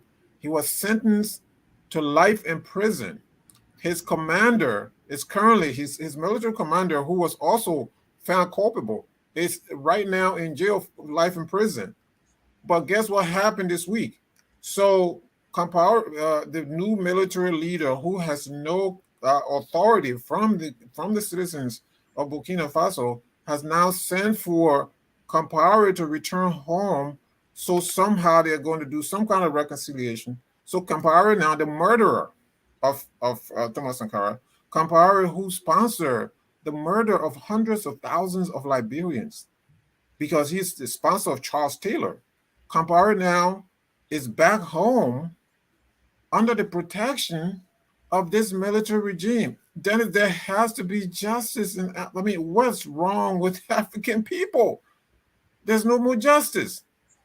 So that to me is not Tabata of the week. Now he's been celebrated. He's back home now. You know, he was an Ivorian citizen. He took an Ivorian citizenship, refused to come back home. Now the new military leader, Pierre-Henri Damiba, sent for him, and now he's back home. This is my Tabata of the week. Thank you. My tabata, maybe because I don't know how to dance, is this whole idea of dancing buka at government function. I think we should first of all, if we want to dance, there are plenty of Liberian music we should be dancing. We should not be using state resources to dance to this buka. It annoys me. I want to see more of what President how he popularized D12 music, or the other one, the Zambi. What's wrong with dancing for the country, dancing flag of rockers, or any of the music of our local music instead of this buka stuff? That's my tabata. I found that complete tabata. Mr. Gonglo, you want to react to my tabata? You want to add to my dancing? No, All right. I'm going to say ask women to demonstrate it because they are master, they are popularized it. You could stand to do it. I'm sure you get a lot of cheers from the viewers. By the way, I met Detour over the weekend. Let's go on weekend in Philadelphia. My cousin's David Shaw. Right. I was like, this is our Liberian superstar. And when Mr. Weah, when President Weah did that D12 music, it went viral, and people bought his music. Same with the zombie dance, The president is gold. And now it's all about this thing called buka. But gentlemen, thank you so much for your time here tonight. Let's take 59 seconds for your closing comments. Let me start with Mr. Sharif this time. So, there is trouble in the land. So, again, urge the opposition to be very careful because, this is not in the bag for them. Obviously, they have to see if it's in the bag, then, you have to see an example from Lofa County. The opposition is disconcerted at this time. And as that's an ominous sign. I think they have to be extremely careful on how to go about with the 2023 election because George Weah still has a substantial amount of support among the Liberian people. And you can see one of his supporters right here on this platform. Mr. Gonglo. Quickly, I would say just similar to what Sherry said. I think political parties, opposition political parties, should recognize now immediately that the rigging of 2023 election has already begun. They should not wait to see 20, on the day of polling to watch out for something. The way even the national budget is been, the recast budget, you watch Yeke Koluba in the parliament today. You seen the raw fund money, how it was stolen. You seen even how 1.5 million gallons taken from LPRC storage. A lot of things are happening now that are tied to 2023. The raking of that process is already well on course. This is time now for political parties, opposition political parties, to actually constitute a forum to begin to collaborate on those issues and issue joint statements calling the government to work on this. Because they are doing political project now with our tax dollars. We need to do it now. The process of rigging 2023 is already on course. Mr. Kone. I have not been happier at any time than this. The proposition of the one round victory is really gaining ground. It's blinking all over the place. The president is doing extremely well in terms of infrastructure development in the country. I mean, there are challenges in Liberia, but I think the Liberian people will reward the president with a first round victory. We will definitely not give the opposition their desired choice of a second round drama. Unfortunately, when this victory is won, we know the crowd will be, the election is rigged. So we want to encourage them that a new national song they will be singing after 2023. So let it continue with that. Mr. Salif. Elections are important. And, that goes without saying. There's no gainsaying there. Elections determine the legitimacy and the quality of representation. It determines the quality of the type of governance you get and whether or not the country moves forward. And so, it's an understatement to say elections have consequences. No matter what we do, no matter who you are, which party you belong to, whether you're in a government, as long as you're a Liberian citizen, we all have to be for Liberia. And by that, I mean, we have to ensure that our electoral processes are thoroughly vetted, they're balanced, transparent.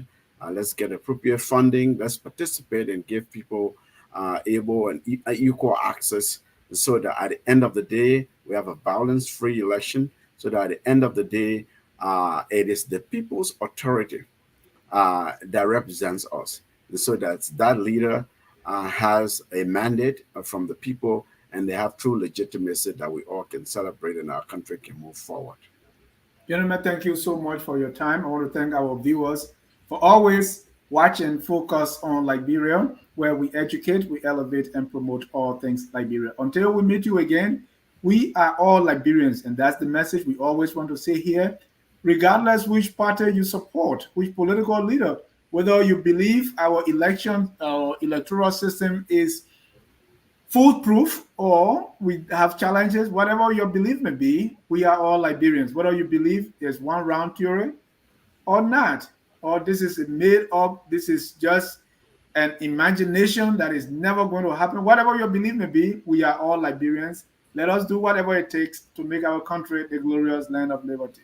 Have a good night and God bless you. We are Liberians. Liberia is our